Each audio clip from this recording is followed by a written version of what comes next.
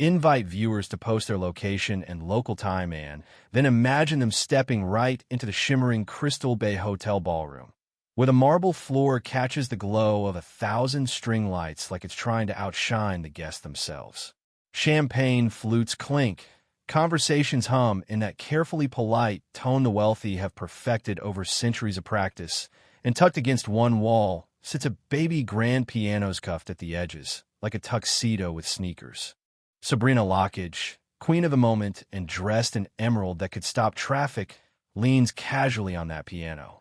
She's the kind of person who doesn't just enter a room, she edits it to match her mood. With a smirk that could launch gossip blogs for a week, she says, "If anyone here can play this piano flawlessly, I'll marry them tomorrow." Historians still argue whether this was sincere or just another glittering sound bite. Either way, the crowd laughs, their diamond bracelets catching the light as they sip.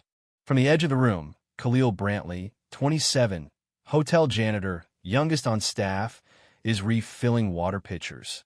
The remark lands at his ear like a dare disguised as a joke. He pauses mid-pour, sets the pitcher down, and steps forward. The crowd parts just enough to reveal Hema Navy Works shirt, hotel logo stitched neat above the chest, and the kind of calm posture that says he's not here for show. "Do you mean that?" he asks, his voice cutting through the laughter. Sabrina's smirk twitches, reporters lean in, a donor whispers, "This'll be good," like it's halftime entertainment. Khalil slides onto the bench. His fingers rest on the keys, pausing, testing the weight of the moment, then begin. The first notes are cautious, mapping the piano's voice, but within seconds they shift, growing intricate, rich, a tide pulling the room toward him. Skeptics murmur. One even bets he'll quit in 30 seconds. But their phones drop to their sides as the melody blooms. Somewhere, a waiter freezes mid-step. The air changes. It's not background music anymore. Sabrina leans closer, trying to keep that cool detachment, but the edges of it are fraying. Khalil's shoulders sway with the rhythm. His left hand, thunder. His right, a silver stream of notes. It's not just skillet storytelling without words, the kind you feel in your ribs. And when the last note lingers, the silence before applause is almost holy. Then the room erupts, the dare forgotten, the janitor no longer invisible. The applause doesn't so much fade as scatter into 100 low conversations, people leaning toward each other, eyes still a little wide, trying to reframe the man they'd ignored all evening. Sabrina lingers near the piano, fingertips tapping the lid, calculating, because she's built a career on controlling the story, and this one just slipped out of her hands. A woman in a silver wrap asks Khalil where he learned to play. He tells her about the $50 church sale piano his mom brought home, chipped keys and all. A tuxedoed guest tries to poke Holesno Conservatory, no training, and Khalil, without flinching, says, "Figuring it out is the training."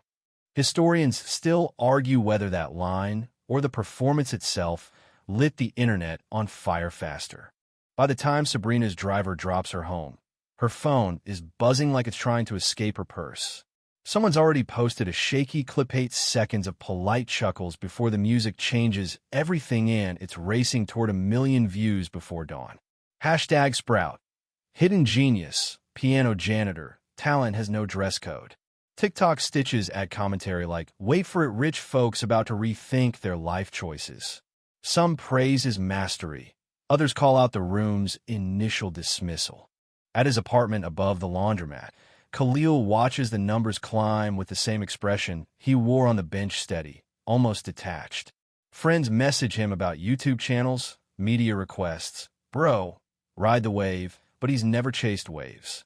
Music's always been personal, something you do for yourself, like cooking comfort food nobody else tastes. The next afternoon, Sabrina calls. She suggests coffee, no cameras, no handlers, just to talk. At Marlowe's, she's 5 minutes late, slides into the seat opposite him with a rueful smile. "I owe you an apology," she says plainly. She admits she meant it as a joke. He replies he didn't play to prove her wrong. They talk about his mother, the chipped piano, sneaking into the community center for practice until another janitor shoot him out, irony not lost on either of them. Sabrina leans in, voice low but earnest.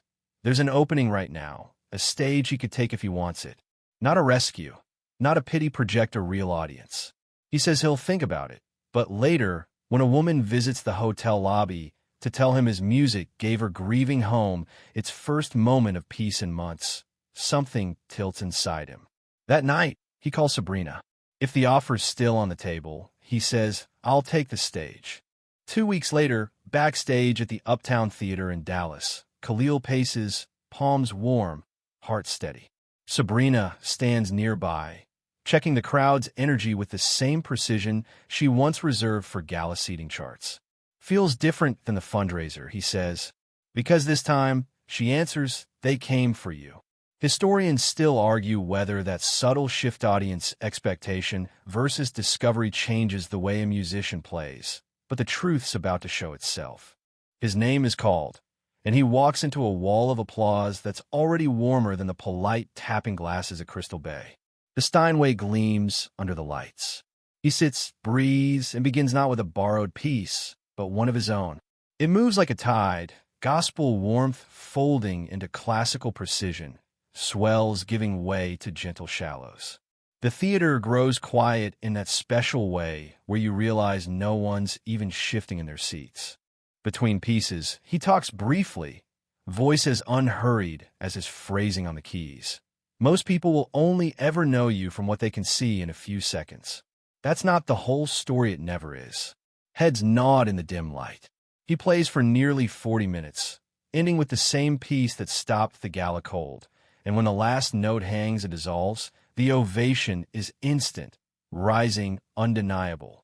In the lobby afterward, people approach not just with praise, but with their own confessions about pianos gathering dust in attics, canvases abandoned mid-stroke, songs they stopped singing because life got busy. Khalil listens, nods, seeing in their eyes the same mix of longing and relief he's felt himself. Outside, Sabrina catches him before he heads to the car. You could make this a career, she says. He smiles. Maybe, but even if I don't, I've learned something what you carry matters, even if they laugh first. The night air is cool as he walks away, theater doors closing softly behind him. Whether this is the start of something huge or just a story he'll tell years from now, one truth feels carved in stone: his music isn't staying hidden anymore. And if you've been holding on to something you love, waiting for a perfect stage stop waiting, share it. Let be seen. You never know whose life it might change, including your own. The street lamps throw long, soft shadows on the pavement, and he breathes in that quiet sense of completion that isn't quite final, more like a pause between chapters. Somewhere inside, the melody he played still hums, a reminder that moments like these don't happen on schedule. They just arrive. And when they do, all you can do is step forward, sit down, and play.